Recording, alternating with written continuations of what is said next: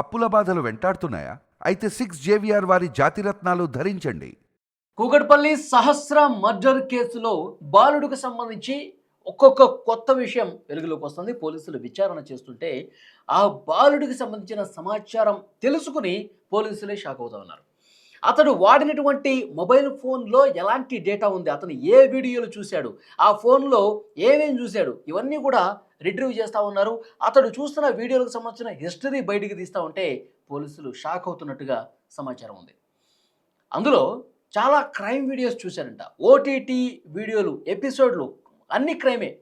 నేరాలు ఏ విధంగా చేయాలి, చేసిన నేరం నుంచి ఏ విధంగా తప్పించుకోవాలి, ఇలాంటి వీడియోలు ఎక్కువ సెట్ చేశారంట. చాలా దొంగతనాలకు సంబంధించినవి కూడా, చాలా మర్డర్లకు సంబంధించివి కూడా ఇవే ఓటీటీలో ఇవే ఉంటాయి. తర్వాత యూట్యూబ్లో ఈ క్రైమ్ వీడియోలు ఇవి చూసినటువంటి ఇన్ఫర్మేషనే ఎక్కువ ఉంది. సో ఇలాంటివి చూస్తున్నాడనే ఒకానొక సందర్భంలో అతని నుంచి వాళ్ళమ్మ ఆ ఫోన్ లాక్కుందంట. ఇలాంటి వీడియోలు ఎందుకు చూస్తూ ఉన్నావు, అదే పనిగా నువ్వు స్కూల్కి సరిగా పోవు, ఇంట్లో ఉంటావు, ఎప్పుడు ఫోన్లోనే ఉంటావు, అసలు ఈ ఫోన్ ఎట్లా కొనుక్కున్నావు నువ్వు అని కూడా ఇంట్లో వాళ్ళు మందలించినట్టుగా తెలుస్తోంది. ఈ ఫోను వాడికి ఏ విధంగా వచ్చిందంటే, అతని దగ్గర ఏదో పాత బ్యాటు అక్కడ గల్లీలో ఆడుకునేటప్పుడు ఎరగొట్టారంట. నా బ్యాట్ ఎందుకు ఎరగొట్టావు అని చెప్పి గొడవ చేసి 500 ఇప్పించుకున్నాడంట. ఆ 500 పెట్టి ఏదో చిన్న ఫోన్ ఒకటి కొనుక్కున్నాడంట. వీడియోలో వచ్చే ఫోన్ ఒకటి కొనుక్కున్నాడు. ఇక అప్పటి నుంచి కూడా ఒకటే పని, వీడియోలు చూడటం, ఎక్కువగా క్రైమ్ వీడియోలు చూడటం, ఏ విధంగా మర్డర్లు చేస్తున్నారు, నేరాలు చేస్తూ ఉన్నారు, తర్వాత అశ్లీల వీడియోలు, ఇవన్నీ కూడా అతను చూసినట్టుగా పోలీసులు విచారణలో బయటకు వస్తున్నటువంటి విషయం. అయితే ఈ వీడియోలో ఒక విషయం గురించి మనం క్లారిటీగా మాట్లాడుకోవాల్సిన అవసరం ఉంది. ఆ బాలుడు ఇంత నేర ప్రవృత్తి ఎందుకు కలిగి ఉన్నాడని కూడా డిస్కస్ చేసుకోవాలి. అతను యాక్చువల్గా బ్యాటు కోసం వెళ్ళాడు అంటున్నారు పోలీసులు. బ్యాటు కోసం వెళ్ళాడు, బ్యాటు కోసమే లోపలికి వెళ్ళి సహస్ర చూసినప్పుడు చంపేసి బ్యాట్ పట్టుకొచ్చాడని చెప్పేసి అంటూ ఉన్నారు. కానీ అతను రాసినటువంటి పేపర్ మీద అందరి దృష్టి ఉంది. అతను ఇంట్లోకి ఏ విధంగా వెళ్ళాలి, గ్యాస్ ఏ విధంగా ఆన్ చేయాలి, తాళం ఏ విధంగా పగలగొట్టాలి, కట్ చేయాలి, ఇవన్నీ కూడా పేపర్లో రాసుకున్నాడు కదా, 6-7 లైన్లు. దీంట్లో ఎక్కడ మరి బ్యాట్ లేదే, ఎంఆర్ఎఫ్ బ్యాట్ ప్రస్తావన లేదు కదా, మరి పోలీసులేమో బ్యాట్ గురించి మాట్లాడుతూ ఉన్నారు అని కొంతమంది క్వశ్చన్ చేశారు. అయితే దీనికి పోలీసులు ఇచ్చిన క్లారిటీ ఏంటంటే, ఆ పేపర్ ఇప్పటిది కాదు, అతను ఆ పేపర్ వాళ్ళ ఇంట్లోనే దొరికింది. ఇంట్లోకి ఏ విధంగా వెళ్ళాలి, ఏ విధంగా దొంగతనం చేయాలి, ఏ విధంగా ఎవరైనా అడ్డొస్తే ఏం చేయాలి, ఇవన్నీ కూడా అతను ఇది రాసుకున్నది కరెక్టే, కానీ ఇది ఇప్పటిది కాదు.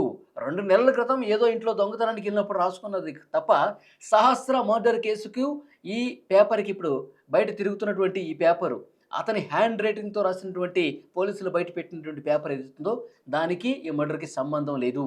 2 నెలల క్రితం ఎప్పుడో రాసుకున్నదే ఇది.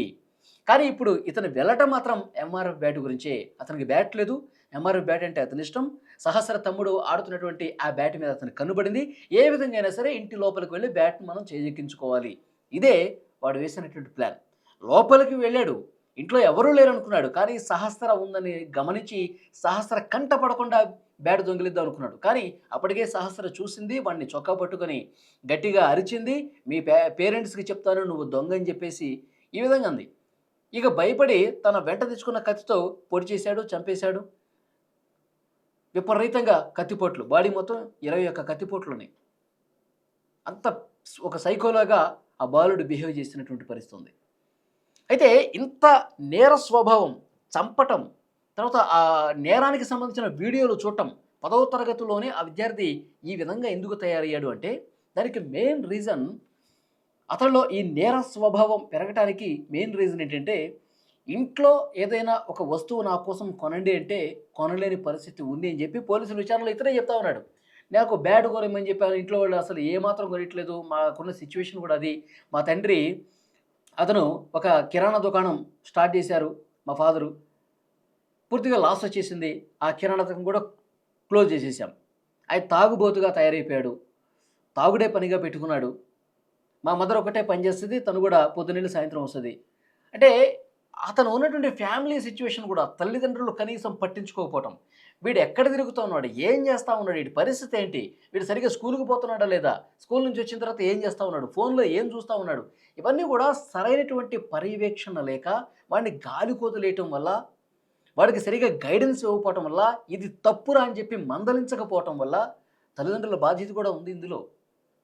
తండ్రేమో తాగుబోతూ, తల్లేమో పట్టించుకోకపోవటం, ఇవన్నీ కూడా కారణాలై అతను కావాలనుకున్నటువంటి వస్తువును కూడా ఇంట్లో కొనివ్వలేని పరిస్థితిలో ఎలాగైనా చేజిక్కించుకోవాలన్న దాంట్లో నుంచి పుట్టుకొచ్చినటువంటి నేర స్వభావం ఇది.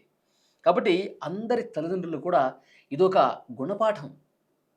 తల్లిదండ్రులందరూ కూడా తమ పిల్లలు ఏం చేస్తా ఉన్నారు, వాళ్ళ ఆలోచన విధానం ఏ విధంగా ఉంది, వాళ్ళు సరైన పద్ధతిలో పోతున్నారా లేదా, ఇవన్నీ కూడా ఒక కంట కనిపెట్టాల్సినటువంటి అవసరం ఉంది. అది లేకపోవటం వల్లే పిల్లలందరూ కూడా పెడదారిన పడుతున్నారు. ఒకళ్ళని చంపేంత నేర స్థాయి పెరిగిపోతున్నటువంటి పరిస్థితి ఉంది. సో డెఫినెట్‌గా ఇవన్నీ కారణాలు కల్పిస్తున్నాయి. పోలీసులు ఇన్వెస్టిగేట్ చేస్తా ఉన్నారు. అతడు క్రిమినల్‌గా మారదామనే ఉద్దేశంతోనే అతను చూసిన వీడియోలు కావచ్చు, అతను ఫోన్ చెక్ చేసిన తర్వాత పోలీసులకు అర్థమైంది ఏంటంటే, ఒక పక్కా ప్లాన్ ప్రకారం నేను ఒక క్రిమినల్, నేను నాకు కావాల్సినటువంటి వస్తువును సంపాదించుకోవడం కోసం నేను ఏమైనా చేస్తా, మళ్ళీ ఆధారాలు దొరకకుండా ఉండేందుకు నేను తెలివిగా ఏమైనా చేయగలను. ఈ మనస్తత్వంతో అతను బిహేవ్ చేశాడు. యెస్, నేను క్రిమినల్ అని అతనికి అతను భావించి ఇలాంటి దొంగతనాలన్నిటికి కూడా పాల్పడుతున్నాడు. ఇలాంటి క్రూరమైన నేరాలకు కూడా పాల్పడుతున్నటువంటి పరిస్థితి ఉంది. ఫ్రెండ్స్, మీకేమనిపిస్తోంది? 10వ తరగతి బాలుడు ఇంత క్రూరంగా ఒక క్రిమినల్ మైండ్ సెట్ కలిగి ఉండటం అనేది ఎక్కడ ప్రధాన లోపం కనిపిస్తోంది? వీళ్ళ కుటుంబమా, వీళ్ళ తల్లిదండ్రుల పర్యవేక్షణ లేకపోవటమా? మీకేమనిపిస్తుంది? కామెంట్ రూపంలో తెలియజేయండి.